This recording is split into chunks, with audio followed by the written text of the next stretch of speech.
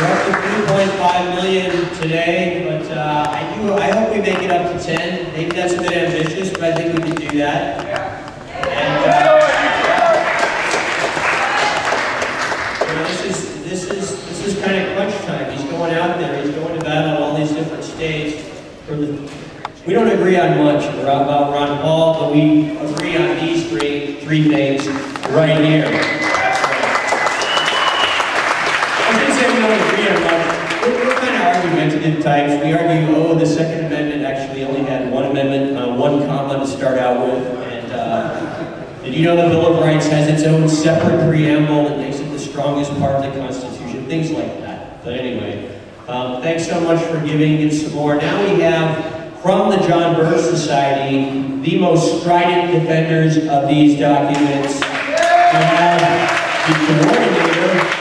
And then we have the President speaking, John McManus. The first here is Hal Shurtleff, coordinator of the John Birch Society. Show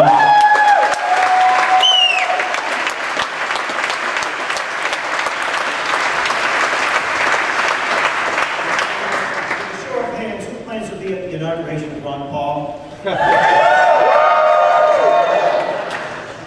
I'm very honored to be part of this program, and very honored to be part of the Ron Paul meetup group. And I'm also honored to share the stage with two, in my opinion, the greatest men that ever lived, George Washington and John Adams. And I think that our city fathers will have to have room for a Ron Paul photo for the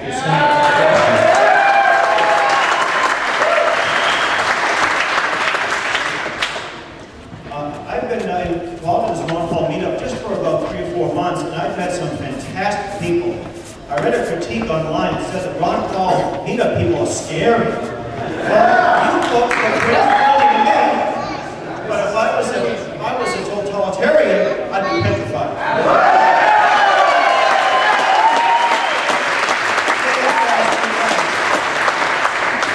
was particularly impressed by a lot of people, but 2 people in particular. Joe Urinek from Dorchester. He's a fellow Bostonian. He stands the same place.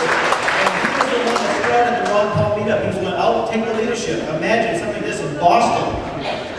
And a young lady by the name of Corey Whalen. I was so impressed by this young lady. We should give her a big applause.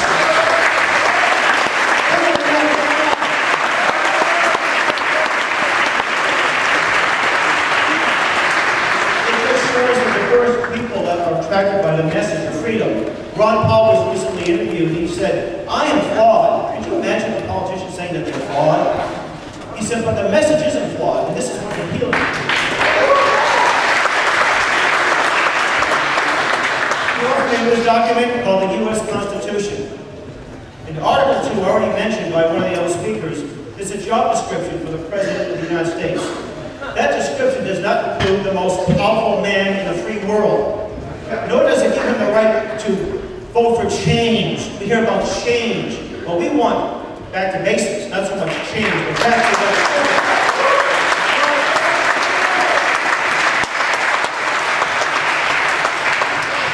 Ron Paul was asked about his views, and he said basically the President of the United States is supposed to be very limited. He only has about 6 or 7 powers or duties. Congress is where most of the power resides. Now, what will you do after the inauguration? You go back to your jobs, you'll be watching football on Sunday afternoons now. What will you do? The work was just begun.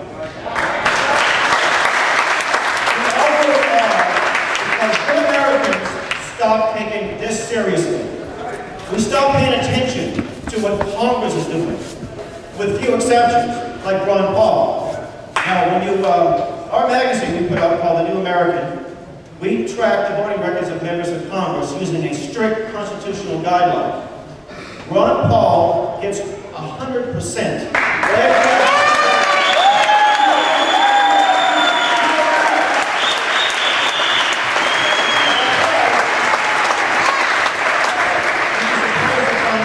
Bernie Sanders votes to the right of most Democrats and Republicans.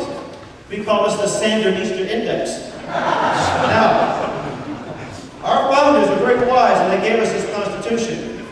They made Congress, specifically the House of Representatives, the most powerful branch, the people's branch.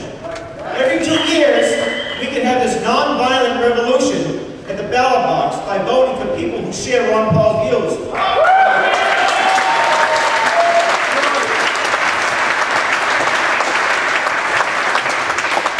We don't want Ron Paul to be all alone on Capitol Hill. He needs a constitutional majority. And this can be done relatively simple. I'll quickly explain.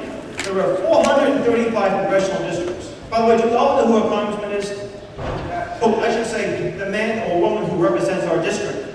Ron Paul is our congressman. He's the one, but the person who represents your district. Most people don't even know who that person is. And they're the ones making the most important votes in Congress. 435 members of Congress. A constitutional majority is 219. There's about 650,000 people in each congressional district. Half of those people are eligible to vote. Out of that figure, half are registered to vote. And out of that figure, if it's not raining out, those folks are going to vote. And out of that figure, only a small percentage make a difference. So we're talking about maybe 65,000 people in a congressional district. If 10 or 20 or 30 people in each congressional district made an effort to help educate and inform their fellow citizens, it would be enough to get people like Ron Paul in Congress and stay there. That's what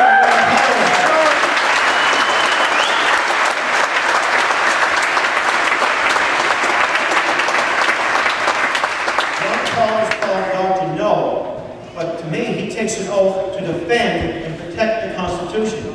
And by the way, I served in the U.S. military, and I took the same oath, a simple one. That oath is a lifetime oath. It never ends until I die. So, I'm supposed to dump, there's nothing here, I want to dump the UN. Does anybody object to that?